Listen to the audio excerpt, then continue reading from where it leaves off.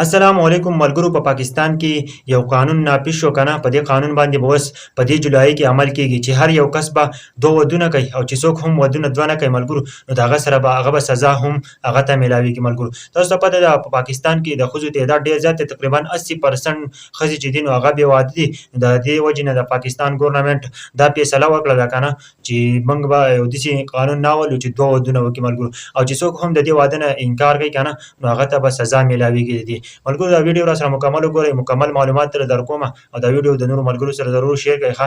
مکمل معلومات را سره وګورئ ملګرو. په پاکستان کې ښځې ډېرې زیاتې، تقریبا 35 ساله ښځې ډېرې زیاتې دي چې هغه ودونه نه دي کړي او واده په ارمان دي، واده اوس هم غواړي چې موږ واده وکړو ملګرو، خو څوک ورسره واده کول نه غواړي ملګرو. په پاکستان کې بیا دا قانون راوست او دا قانون یې نافذ کړو چې یاره یو کس به نه دی، دا به دوه ښځې کوي. چې دوه ښځې نه کوي ملګرو نو هغه به بیا څه کوي، 2 کاله په جیل کې او 15 لکه روپۍ جرمانه به ډاکوي ملګرو.